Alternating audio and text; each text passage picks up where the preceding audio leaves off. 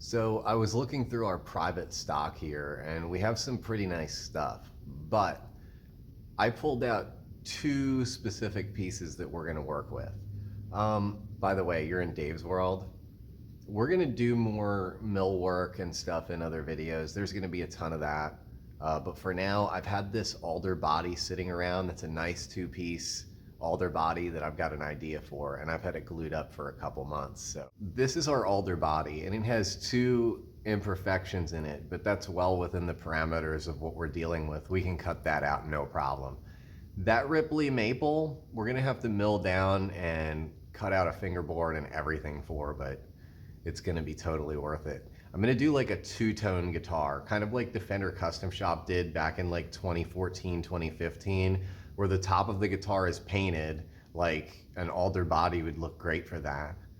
And then the sides and the back are just left natural with a top binding and like a really nice maple neck. It's gonna be cool. If we take a strong 16th off of this piece, this is gonna be our neck. And we have to get a fingerboard, so we have a choice here. I cut this strip out. All things considered, I could run this through the bandsaw and get two fingerboards out of it because it's so gorgeous, and then save one. Or we could just plane it down. But I'm gonna try and kind of retain this because it's so nice. So we're just gonna resaw it. This is one of those have a really big saw moments. We got one.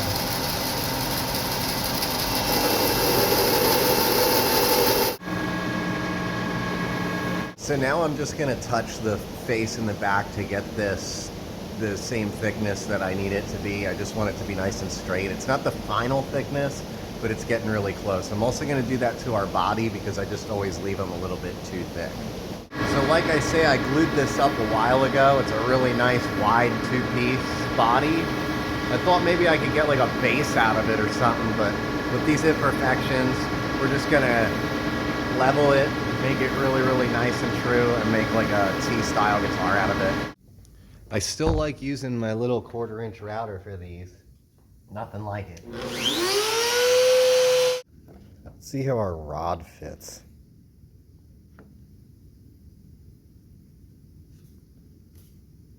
It's just so perfect.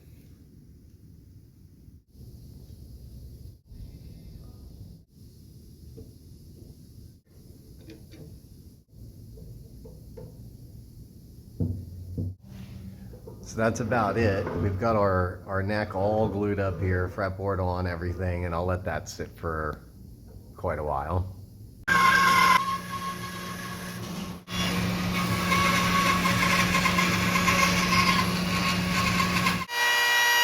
So pretty successful day today. We didn't cut out anything really important like our pickups or neck pocket yet, but we have our neck glued up with a truss rod in it, and we have kind of like the silhouette of the body just roughly shaped. But we gotta leave early because I got a gig tonight. So we made it to the gig. I play steel and electric guitar, so we're at the Moose. There's a big moose up there. So I have our scoop done. It takes a while. I like to kind of just skim these at first. And then depending on the frets I use, I will set my real depth later.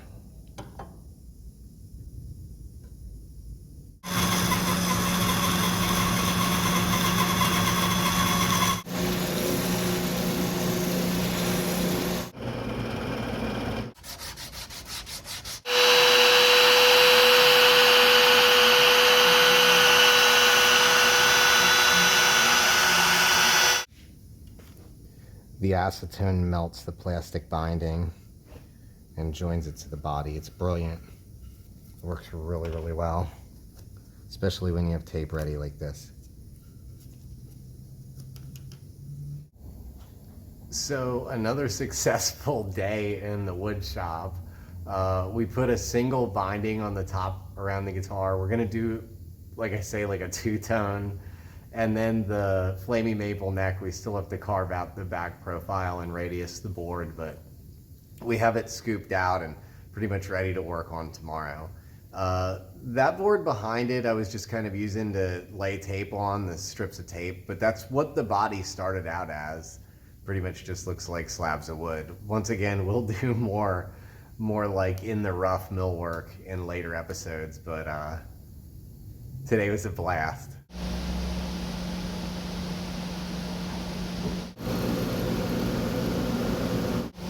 I already put my glue in there. Now I just lay these in. This is so much fun. It's so tedious. So now we drilled and glued in our dots, which is, like I say, pretty tedious. I really do enjoy that part of the process where it's like it takes a really long time and like there's no music or sound around, just like the dust collector or complete silence. So it went really good at the Moose the other night. I have this great band. Our group is a tremendous amount of fun to play in, and we have a couple cool places that we play at. But I play my own guitars that I make, and I also play pedal steel at the same time. So it's a country band. It's a lot of fun.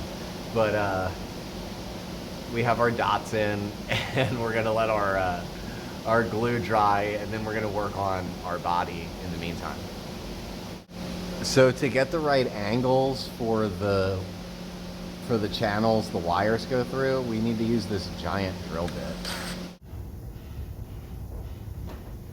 So these boards, these maple fretboards, take a little while to radius, but this is gonna be a really wild looking neck. The rosewood ones just go a lot quicker. We're doing a 9.5-inch radius on this one too. So our body's pretty close to the paint shop now. A couple more holes to drill and some sanding, and then it'll be ready. Our neck though, that's a little bit of a different story. We still have to radius our board and do the back profile, drill for the tuners, kind of a lot, but we've gotten pretty far already.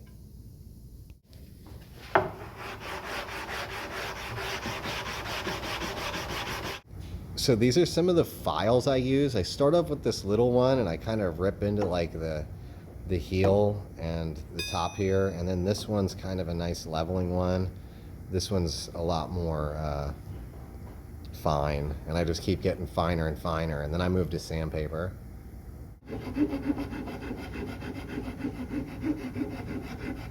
It's a perfect 9.5-inch radius all the way down the board. I'm proud of this. This is a really nice fretboard. Press in our last one here.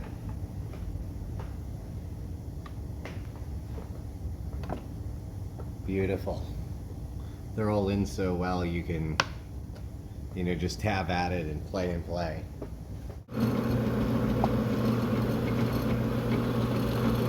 So now what I do is I take like a big clamp and I put the neck together with the body. Kind of just set it there, and I sand around to make sure everything's lined up really good. I like it to appear like the neck and the body were really made for each other rather than it just being like picked off the shelf somewhere.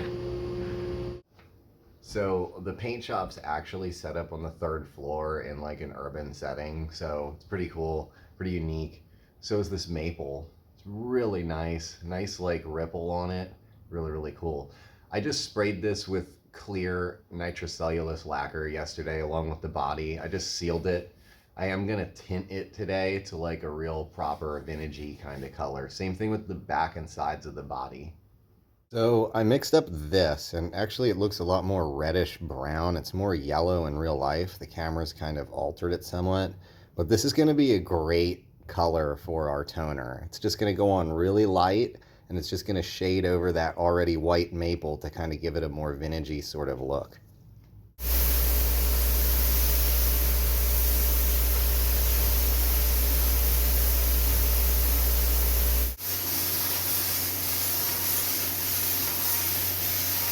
So I ran out of battery, but last night I primed our guitar top. I have the sides taped off, and then the guitar neck, just like the top section I paint. So It's just primed. We're gonna hook up the right color right now and spray it a final time with paint before we start putting our clear lacquer on. So let's see what we can come up with. We left the spray shop high glosses on here, and we have our back being natural alder. So we're wet sanding it now. We have like 1500 grit. It's kind of more like a real dark, like midnight blue now, as opposed to it just being like, I don't know, brighter.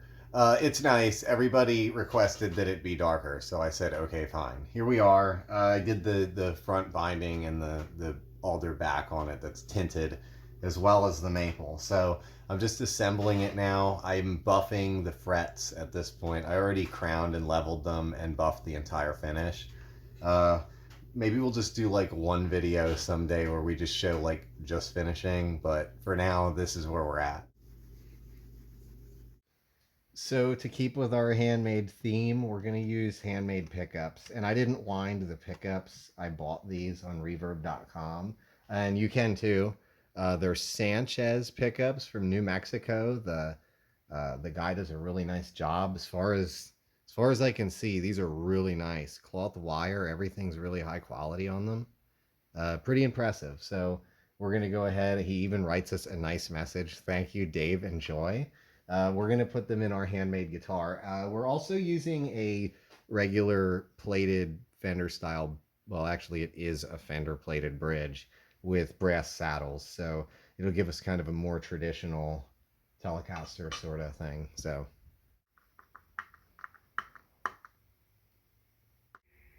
this one's not going to have too much of an interesting name. I've just been calling it the Blue Guitar the whole time, but this one's going to be number 8 out of our custom made collection, the Blue Guitar.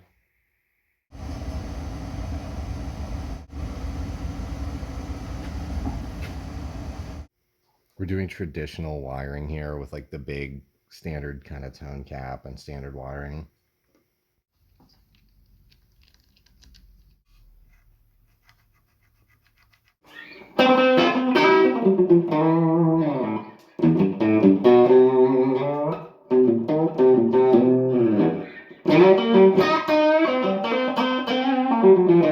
Let's try the middle.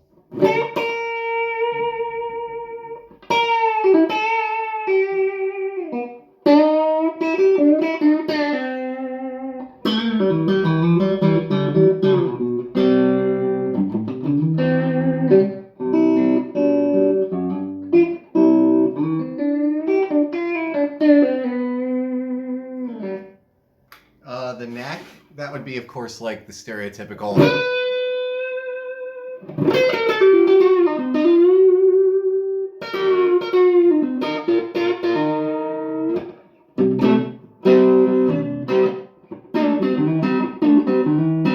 That's really, really like got that. I like that.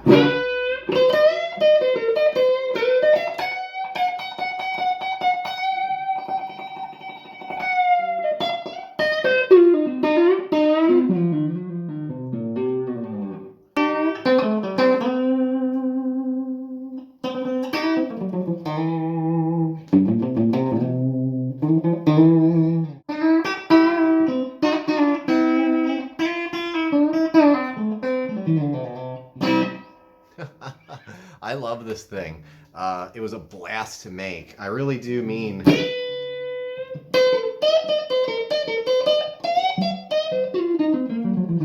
Really a blast to make. We did it to match the car. Everybody wanted it to match the car, so we did it. The blue and everything came out really nice. Super nice gloss, everything like that. For the full specs and details, of course, and more pictures, you will find that in our description. I'll have the reverb.com link for this guitar. And it was just a blast. We're going to do, the next video is a Strat, which is a short video because I've never made a Strat before. But it's still up in the air what we'll do after that. So it's going to be pretty cool. So anyways.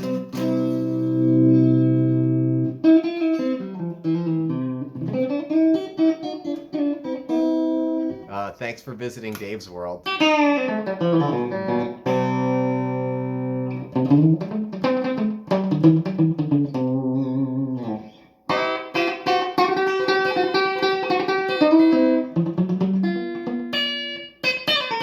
Bye.